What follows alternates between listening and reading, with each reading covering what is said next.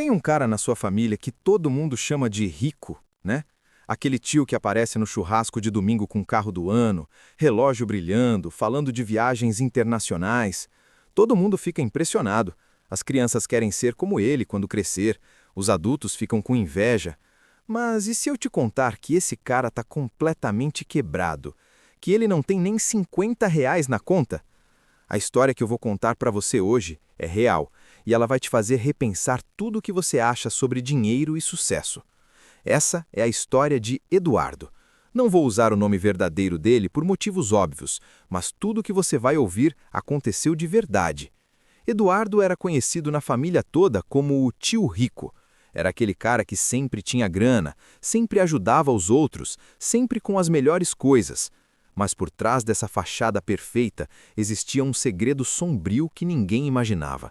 Um segredo que, eventualmente, destruiu não só a vida dele, mas afetou dezenas de pessoas ao redor. E o mais louco, ele começou tudo isso sem nem perceber. Foi uma bola de neve que começou pequena e virou uma avalanche gigantesca. Antes de começar essa história, você precisa entender uma coisa. Isso pode estar acontecendo com alguém que você conhece agora mesmo. Ou pior, pode estar acontecendo com você. Eduardo começou a trabalhar aos 18 anos. Trabalho normal, salário normal, vida normal. Ele morava com os pais ainda, então não tinha muita despesa. Conseguia juntar um dinheirinho todo mês. Nada absurdo, mas tinha uma reservinha. Quando ele fez 22 anos, aconteceu algo que mudou tudo. Ele recebeu seu primeiro cartão de crédito, limite de R$ 3.000. Para quem ganhava 1.500 por mês, aquilo parecia muito dinheiro. E aqui começou o problema. Eduardo olhou para aquele cartão e pensou, cara, eu tenho R$ 3.000 extras agora. Mas não era bem assim, né? Era dívida, era dinheiro emprestado. Mas na cabeça dele era poder de compra instantâneo. A primeira compra grande dele foi uma TV linda, enorme, que ele tinha visto na loja e ficou sonhando por meses. R$ 2.500. Ele passou o cartão sem nem pensar duas vezes. Afinal, ele podia parcelar em 12 vezes. 200 e poucos reais por mês. Dava para pagar fácil. E dava mesmo, no começo. Mas aquela TV chegou na casa dele e algo aconteceu. Quando os amigos foram visitar, todo mundo ficou impressionado. Cara, que TV massa! Você tá ganhando bem, hein? E Eduardo gostou daquilo. Gostou da sensação de ser visto como alguém bem-sucedido, como alguém que tinha dinheiro, como alguém que venceu na vida. Aí veio o segundo cartão, depois o terceiro. As operadoras de cartão adoram quem paga certinho, então elas ficavam aumentando o limite dele. Em 2 anos, Eduardo tinha 6 cartões diferentes com um limite total de R$ 40.000. 40.000 para um cara que ganhava menos de 2.000 por mês. Você já vê onde isso vai dar, né? Com 25 anos, Eduardo resolveu sair da casa dos pais. Alugou um apartamento num bairro legal. Não era luxuoso, mas era bonitinho. O problema é que agora ele tinha aluguel, contas de luz, água, internet, mercado. O salário que antes sobrava virou pouco. Mas ele não queria diminuir o padrão de vida, então começou a usar o cartão para complementar.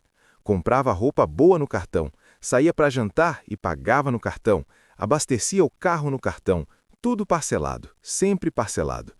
E aqui está o lance mais perigoso do crédito. Quando você parcela tudo, você perde completamente a noção de quanto deve. Eduardo tinha parcelas de 15 compras diferentes rodando ao mesmo tempo. Ele nem sabia mais o que era de quê, só sabia que tinha que pagar a fatura todo mês. E as faturas começaram a ficar pesadas, muito pesadas. Com 27 anos, ele estava pagando R$ 3.000 por mês só de cartão de crédito. Ganhava R$ 3.500, sobrava 500 para viver o mês inteiro. Impossível, né? Então, o que ele fazia? Pagava o mínimo de alguns cartões e usava o limite de outros para pagar as contas básicas. Ele entrou no que a gente chama de ciclo vicioso. Usava dívida para pagar dívida. E os juros? Os juros estavam comendo ele vivo. Mas Eduardo tinha uma saída, ou pelo menos achava que tinha. Ele descobriu os empréstimos pessoais. Pegou um empréstimo de R$ 20.000 para pagar os cartões. A lógica era boa no papel, consolidar tudo numa parcela só, com juros menores. O problema é que assim que ele pagou os cartões, eles ficaram com o limite disponível de novo, e Eduardo não resistiu, começou a usar de novo. Afinal, agora ele tinha espaço no cartão. Em 6 meses, os cartões estavam estourados de novo, e ele ainda tinha um empréstimo para pagar. Foi nessa época que a família começou a ver Eduardo como o tio rico. Por quê? Porque ele nunca dizia não. Precisava de dinheiro emprestado? Eduardo emprestava. Queria um presente caro? Eduardo comprava. Churrasco na família? Eduardo levava a melhor carne, a melhor bebida. Nas festas de fim de ano, os presentes dele eram sempre os melhores. As crianças amavam o tio Eduardo. Os adultos respeitavam o tio Eduardo. Todo mundo achava que ele estava nadando em dinheiro. A verdade, Eduardo estava se afogando em dívidas. Mas ele não conseguia parar, porque cada vez que ele impressionava alguém, cada vez que alguém o elogiava, cada vez que alguém olhava para ele com admiração, aquilo alimentava o ego dele. Aquilo fazia ele se sentir importante, bem-sucedido, valorizado. E ele estava disposto a pagar qualquer preço por esse sentimento. Literalmente qualquer preço.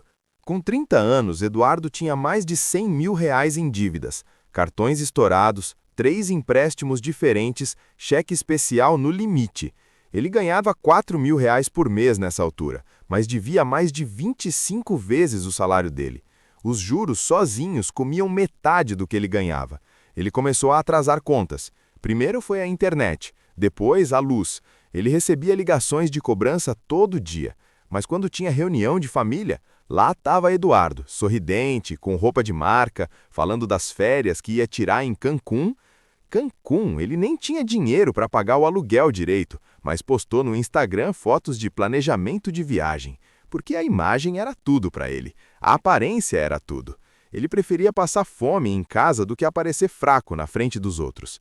A situação ficou tão crítica que Eduardo começou a pegar dinheiro com agiota. Sim, agiota, aqueles caras que cobram juros absurdos e que não têm exatamente métodos legais de cobrança. Ele pegou 10 mil reais com um agiota para pagar dívidas atrasadas e evitar que cortassem a energia do apartamento dele. Os juros eram de 10% ao mês. Ele ia ter que pagar 16 mil de volta em 6 meses. Mas ele não estava pensando nisso. Ele só queria resolver o problema imediato. E aí começaram os empréstimos na família. Tio, você pode me emprestar 2 mil? Tô com um probleminha aqui, mas semana que vem eu te pago. Só que semana que vem nunca chegava.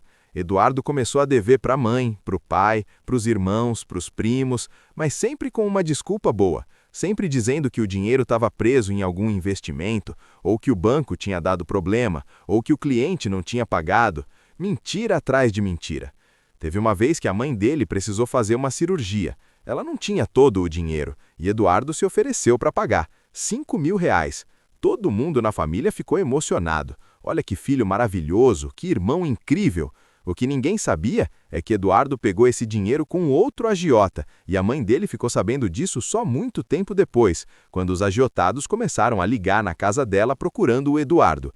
A vida dupla dele era insana. Na frente das pessoas, ele era o cara bem-sucedido. Por trás das portas, ele estava em pânico constante. Não conseguia dormir direito, tinha crises de ansiedade. Teve dias que ele pensou em sumir, em pegar o carro e ir embora para outra cidade e recomeçar do zero.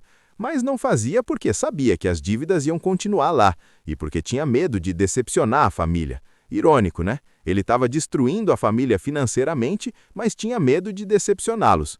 O momento de virada aconteceu num domingo. Churrasco na casa dos pais. Toda a família reunida. Eduardo chegou com um carro novo, um sedã importado, 0 quilômetro, preto brilhante. Todo mundo correu para ver. Caralho, Eduardo, você comprou esse carro? Quanto foi? Eduardo sorria, orgulhoso. Ah, consegui um negócio bom, financiamento longo, parcelas baixas. Mais mentiras. A verdade é que ele tinha dado uma entrada gigantesca que pegou emprestado com 2 agiotados diferentes, e as parcelas eram mais de 3 mil reais. Ele já não tinha como pagar. Naquele churrasco, o irmão mais novo dele, Lucas, puxou o Eduardo de lado. Lucas tinha 23 anos e estava começando a vida. Ele olhou para o Eduardo com aqueles olhos brilhando e disse: "Cara, eu quero ser como você. Você conseguiu tudo o que quis na vida. Como você faz? Me ensina." E naquele momento, algo quebrou dentro do Eduardo. Ele olhou para o irmão dele, para o irmão caçula que ele amava mais que tudo, e percebeu que estava sendo um exemplo horrível, que estava ensinando o garoto que sucesso era ter coisas, que felicidade vinha de aparências, que vale a pena se endividar até o pescoço para impressionar os outros. Eduardo sentou com o Lucas e pela primeira vez em anos foi honesto. Contou tudo: as dívidas, os agiotados, os empréstimos, o desespero. Lucas ficou em choque, não conseguia acreditar. Mas todo mundo acha que você é rico. E Eduardo respondeu algo que ficou marcado. Eu sou rico, rico em dívidas, rico em mentiras, rico em noites sem dormir, mas de dinheiro de verdade eu não tenho nada. Naquela noite, depois do churrasco, Eduardo voltou para o apartamento e fez uma coisa que devia ter feito anos atrás. Pegou um caderno e anotou todas as dívidas dele, cartão por cartão, empréstimo por empréstimo, agiota por agiota, família por família. Quando terminou, ele olhou para o número total e sentiu o chão sumir debaixo dos pés. R$ 187 mil. Ele devia quase 200 mil. Com o salário dele, levaria mais de 3 anos pagando absolutamente tudo que ganhasse, sem comer, sem morar em lugar nenhum, sem gastar um centavo para quitar isso.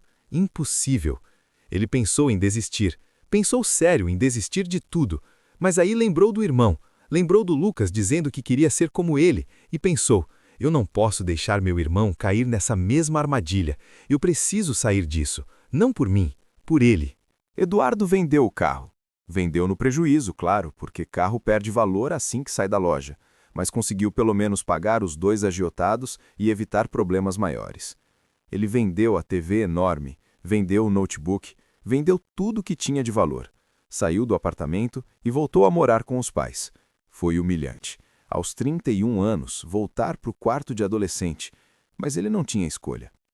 Ele sentou com a família e contou tudo. Foi a conversa mais difícil da vida dele. Ver a decepção no olho do pai, ver a mãe chorando, ver os irmãos chocados. Teve gente que ficou com raiva, teve gente que se sentiu enganado, especialmente quem tinha emprestado dinheiro para ele. Mas também teve gente que apoiou. A mãe, apesar de tudo, disse que ia ajudar ele a sair daquilo. Eduardo começou a fazer terapia. Descobriu que o problema dele ia muito além de dinheiro. Era sobre autoestima, sobre buscar validação externa, sobre tentar preencher um vazio interno com coisas materiais. Ele percebeu que tudo aquilo tinha começado quando era adolescente e sofria bullying na escola por ser o pobre. Quando cresceu e teve acesso a crédito, ele quis provar para todo mundo que não era mais aquele garoto pobre. Quis provar tanto que acabou se destruindo. A recuperação dele levou anos. Ele negociou as dívidas uma por uma. Teve que aceitar que o nome ia ficar sujo, que não ia ter crédito por um bom tempo, que ia ter que viver de forma simples, muito simples, até conseguir se reerguer. Ele cortou todos os cartões, cancelou tudo, passou a viver só com o dinheiro que tinha na mão. Levou 4 anos para ele pagar tudo. 4 anos vivendo no básico. Pegava marmita para o trabalho, não saía para beber, não comprava roupa, todo centavo que sobrava ia para pagar dívida. Foi sofrido? Foi. Mas cada dívida que ele quitava era uma libertação, era um peso a menos nas costas. Hoje, 7 anos depois do churrasco que mudou tudo, Eduardo vive de forma completamente diferente. Ele tem um carro, mas é um carro simples, usado, que ele comprou à vista. Ele mora num apartamento pequeno, que também paga à vista o aluguel. Ele tem dinheiro guardado, tem uma reserva de emergência. Não é rico, mas é livre. E liberdade é muito mais valiosa que qualquer aparência de riqueza. O Lucas, o irmão mais novo, aprendeu a lição sem precisar viver o sofrimento. Ele vive de forma simples também. Ganha até bem, mas não fica ostentando. Guarda dinheiro, investe. E sempre que encontra alguém que está começando a se endividar para manter aparências, ele conta a história do irmão. Quantas pessoas já foram salvas dessa armadilha por causa da história do Eduardo? Impossível saber, mas certamente algumas. A lição que fica dessa história é simples, mas poderosa. Sucesso de verdade não é o que você mostra para os outros, é o que você constrói para você mesmo. Não adianta nada ter o carro do ano se você está afundado em dívidas. Não adianta postar fotos bonitas no Instagram se você não consegue pagar o aluguel. As pessoas vão te admirar por 5 minutos e vão esquecer, mas as dívidas, essas não te esquecem, essas cobram, com juros. Eduardo sempre diz uma coisa hoje em dia: Eu prefiro ser visto como pobre e ter dinheiro na conta do que ser visto como rico e não ter nada. E faz todo sentido. A gente vive numa sociedade que valoriza demais a aparência. Instagram, TikTok, redes sociais em geral, tudo é sobre mostrar. Mostrar a roupa cara, mostrar o restaurante chique, mostrar a viagem internacional, mas ninguém mostra o boleto vencido. Ninguém mostra o carnê atrasado. Ninguém mostra a ligação do banco cobrando. E é aí que mora o perigo. Tem muita gente vivendo igual o Eduardo vivia, gastando dinheiro que não tem para impressionar gente que nem liga de verdade. Porque vamos ser honestos, as pessoas que te admiram pelo que você tem não são suas amigas de verdade. Amigo de verdade te admira pelo que você é, não pelo que você compra. E família de verdade prefere ter você inteiro, feliz e em paz do que te ver ostentando e sofrendo por dentro. O crédito fácil é uma armadilha. Os bancos sabem disso. As empresas de cartão sabem disso. Eles ganham rios de dinheiro em cima de gente que não consegue pagar a fatura total. Os juros do cartão de crédito no Brasil estão entre os mais altos do mundo. Chega a mais de 300% ao ano em alguns casos. 300%! Você pega 1.000 emprestado e em um ano deve 4.000. É insano, mas as pessoas não param para pensar nisso. Elas só pensam, posso parcelar em 10 vezes, fica baratinho. Mas não fica baratinho. Fica caro pra caramba quando você soma tudo. Eduardo hoje dá palestra sobre educação financeira. Ele vai em escolas, em empresas, em igrejas e conta a história dele, sem vergonha, sem esconder nada. Porque ele sabe que se a história dele salvar uma pessoa que seja de passar pelo mesmo inferno, já valeu a pena. E olha, já salvou muito mais que uma. Se você se identificou com alguma parte dessa história, se você tem cartão de crédito estourado, se você está pegando dinheiro emprestado para pagar outra dívida, se você está vivendo acima das suas possibilidades para impressionar os outros, para, agora, antes que vire uma bola de neve gigante igual virou para o Eduardo. Senta, faz as contas, olha quanto você deve de verdade e começa a resolver. Vai doer. Vai ser difícil, mas é melhor sofrer um pouco agora cortando gastos do que sofrer anos e anos afundado em dívidas. E se você não está nessa situação ainda, aprende com a história dos outros. Não precisa quebrar a cara para aprender. Vive dentro do que você ganha. Guarda dinheiro, constrói uma reserva e quando der vontade de comprar aquela coisa cara para impressionar alguém, lembra do Eduardo. Lembra que aparência não paga a conta, que ostentação não traz felicidade, que o brilho do carro novo passa, mas a dívida fica. Se essa história te fez pensar diferente sobre dinheiro, se inscreve no canal.